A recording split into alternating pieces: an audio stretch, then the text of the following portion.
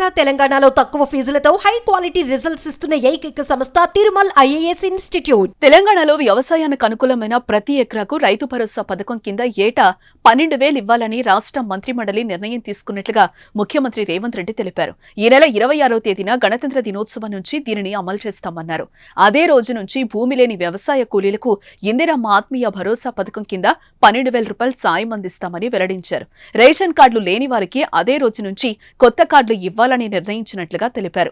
ప్రభుత్వ ఆదాయం పెంచడం, పేదలకు పంచడం తమ విధానమని స్పష్టం చేశారు. ఇక తెలంగాణ రాష్ట్ర రైతాంగానికి కొత్త సంవత్సరంలో మంచి జరగాలని, వ్యవసాయాన్ని పండగ చేయాలని ప్రభుత్వం పట్టుదలతో చేపట్టిన కార్యక్రమాల్లో భాగంగా రైతు భరోసాపై కీలక నిర్ణయం తీసుకున్నామని సీఎం అన్నారు.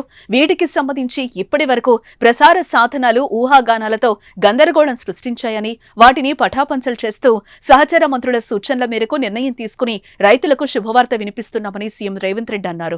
వ్యవసాయ యోగ్యమైన భూములన్నింటికీ ఎలాంటి షరతులు లేకుండా ప్రతి ఎకరానికి రైతు భరోసా అందించేలా నిర్ణయం తీసుకున్నామన్నారు.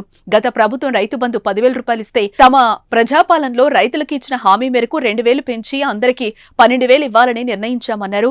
భూములున్న వారికి రైతు భరోసా వస్తుందని, తండాలు, గూడాల్లోని వ్యవసాయ రైతు కుటుంబాలకు భూమి లేకపోవడంతో వారిని ఆదుకునే దిశగా భూమి లేని వ్యవసాయ కూలీ కుటుంబాలకు ఏడాదికి 12,000 రూపాయల ఆర్థిక సాయం అందించాలని నిర్ణయం తీసుకున్నట్లుగా సీఎం తెలిపారు. ఈ పథకానికి ఇందిరమ్మ ఆత్మీయ భరోసా పథకంగా నామకరణం చేస్తున్నామన్నారు. ఇక గత ప్రభుత్వ హయాంలో పరిశ్రమలు, స్థిరాస్తి భూములు, ప్రభుత్వం సేకరించిన భూములకు రైతు బంధు ఇచ్చారని, రెవెన్యూ రికార్డులు, ధరణిలో లోపాల వల్ల ఇది జరిగిందని, రైతు భరోసాలో అలా జరగదన్నారు. అనర్హులు స్వచ్ఛందంగా ముందుకొచ్చి వివరాలు అందించాలని కోరారు.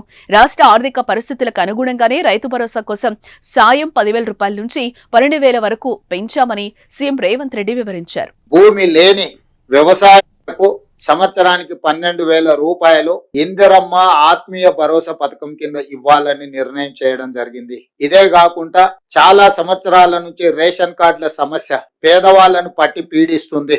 అందుకే రేషన్ కార్డు లేని అందరికీ నూతన రేషన్ కార్డులు ఇవ్వాలని కూడా ఈ మంత్రివర్గ సమావేశంలో నిర్ణయం తీసుకోవడం జరిగింది.